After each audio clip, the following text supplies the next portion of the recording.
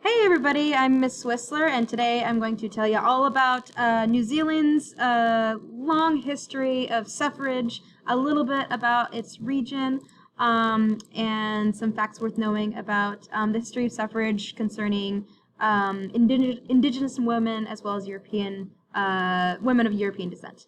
New Zealand was the first of Great Britain or the United Kingdom's Commonwealth states to win the vote for women. So I'm going to tell you all about it in just a second. There we go. All right, so move my picture down. Basic facts about New Zealand. So if you don't know where New Zealand is, it is in the South Pacific Oceania region, which is about which covers a couple of different regions, but primarily Australia, New Zealand, and some of the surrounding islands. It's about 2,500 miles east of Australia. It's made up of two islands, this northern and southern area, as well as about 700 smaller islands. It's extremely remote. It's one of the last regions settled by humans. It wasn't actually settled by humans until about the 1300s, about 14th century. And today has a population of about 5 million people. It's fairly temperate in most of the areas, but it does have like a couple tropical or subtropical areas in the north. Some basic facts about New Zealand's indigenous inhabitants, the Maori. The Maori are descended of Polynesians who arrived in what is now New Zealand in between 1320 and 1350 CE after a series of volcanic eruptions that eventually settled on the island. This might have involved a coordinated mass migration for various purposes. The descendants of these settlers are now known as the Maori today, and they formed their own distinct culture. Traditionally, Maori culture is an oral tradition, not a written tradition. Everything was originally communicated just through speaking. And it's also heavily communal traditions. Families live together and share land. Maori are known for distinct facial tattoos and arm tattoos, as well as the haka dance, which is a traditional warrior-style dance performed by both men and women.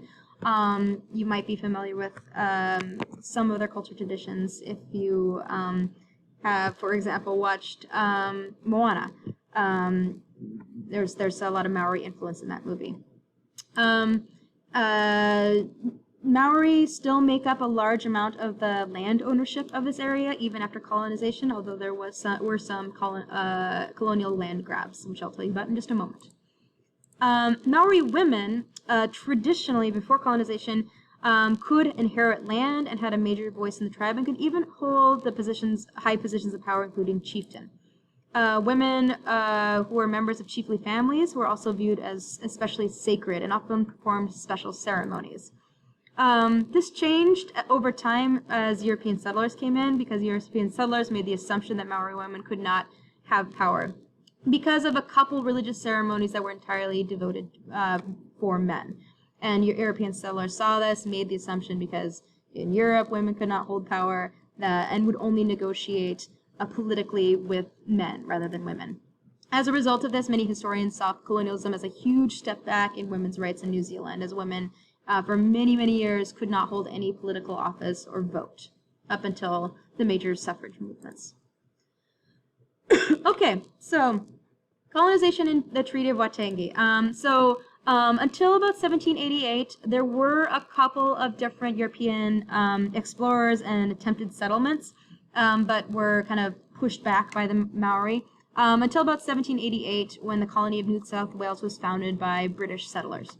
The Maori still owned a majority of land and lived relatively peacefully with the British, in fact, much more peacefully with the British than the French, who were often making incursions, pirate-like, onto their land. This culminated into the Treaty of Waitangi, which was drafted by the British with the intention of establishing a British governor and sovereignty over the region, establishing a British government and land ownership. However, it was also meant to recognize Maori ownership of their own lands, as well as give Maori rights and protections as British subjects. In fact, many Maori chiefs petitioned the British to protect them from French incursions. So in some ways, this was initially a joint effort. And around 540 Maori chieftains, at least 13 of them women, signed the Maori language version of this treaty. This version of the treaty was written in Latinate letters, kind of the letters we use in English language, most Romance languages. It was adopted as best possible from the Maori spoken language. However, the final translation or final version of this treaty was in English, and only 39 members of the Maori, a Maori broad tribe, signed it because they worried about translation issues, especially involving the ownership of land. The result was, even with this, that the new New Zealand government was established, the treaty was ratified, despite it still being passed out among the Maori, and the government gained sole right to purchase, Queen Victoria's government gained sole right to purchase land. British sovereignty was now the thing in New Zealand, and this also meant that British laws came over and were established as governing practice, which meant that voting laws were highly restricted. Only initially men with property could vote at all once this treaty was fulfilled.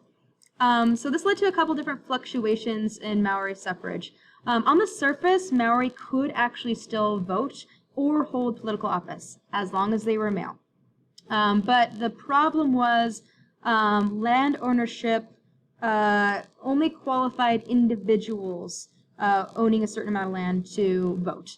And the problem with that was Maori traditionally owned communal land, tribal land. And so only one person in that community could vote because it, technically speaking, was communal. Even though maybe as a whole, if they had been able to chop it up, could vote.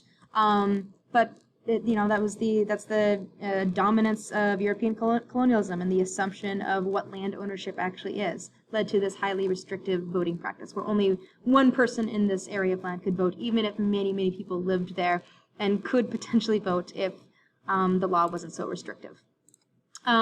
This began to change over some time. 1852, the New Zealand Constitution Act provided parliamentary franchise to European, Maori, and mixed-race men, which were called half-caste, men of European and Maori descent, as long as they met the property criteria. This also meant that, and also in 1867, some years later, 4 Maori parliamentary political positions were established. Because of the communal nature of land ownership and voting ownership, the New Zealand government negotiated that there would be 4 positions exclusively left open for Maori men. Men only could run for these positions. It was intended that these seats would eventually be abolished because it was hoped that the Maori would abandon traditional land ownership traditions. However, even to this day, the Maori tribe has those 4 parliamentary seats because even today there is still a fair amount of communal land ownership. All right, so far we've covered kind of this progress between early periods where women did have political power towards this period where colonization has occurred, and there's this kind of desire to bring Maori people into positions of power, but only men. So now we move to women's suffrage. Okay, New Zealand suffrage movements began, like many of these suffrage movements, in the late 19th century. It was inspired by American and British suffragists as well as various philosophers around the world arguing that women could actually bring morality into the democratic process.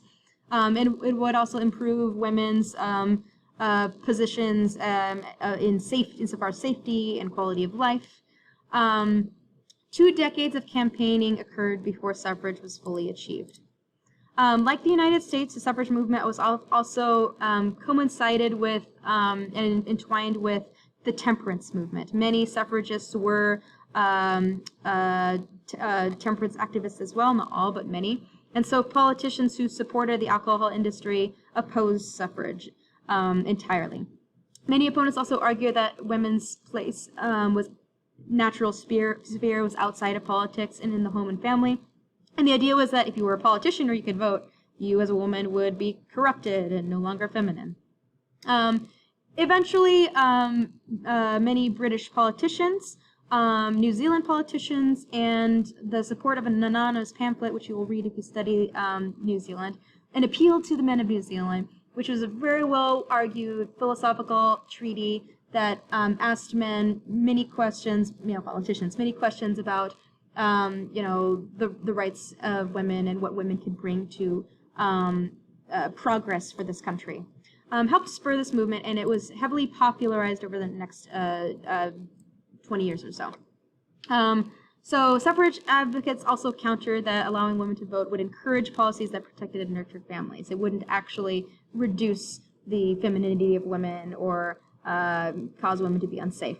So from 1887 onwards, there was various attempts to pass bills to enable suffrage, which failed.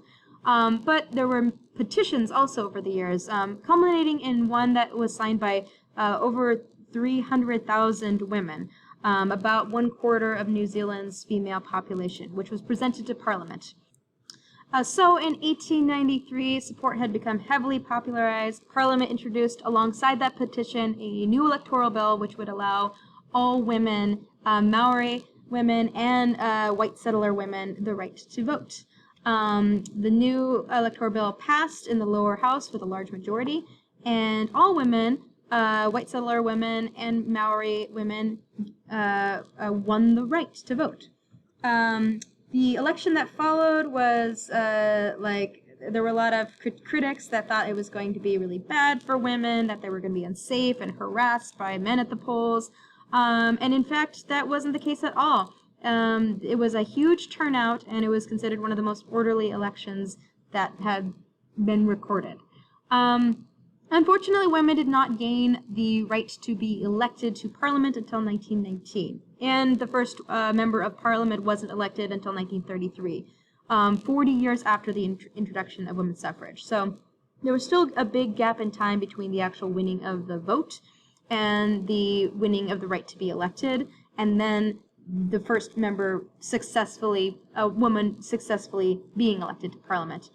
And until about the mid-1980s, the number of members of Parliament who were women did not double in figures, reaching more than 10% of the MP population until, quite a while after the suffrage was first won. And the first Maori woman was not elected to Parliament until 1949, so 16 years after the first white woman. But she was a politician for 20 years, representing the largest Maori district in New Zealand. So today, the members of Parliament are 38% women, compared with the 9% in 1981. All women have held each key position: Prime Minister, Attorney General, everything. The third Prime Minister was sworn in 2017. In 2018, the now former Duchess of Sussex in Great Britain spoke in honor of the history of New Zealand women's suffrage, and she actually, the start of her speech was a thank you, a little speech spoken entirely in the Maori language. And in 2020, the first Maori woman was elected to the Minister of Foreign Affairs. So, progress is progress. All right, if you want to rewatch this video, I would highly encourage you to. And please do that short reading that goes into even more detail and specificity regarding dates and times for these different changes that occurred. And then take the quiz. All right, thank you, everybody. Have a good one.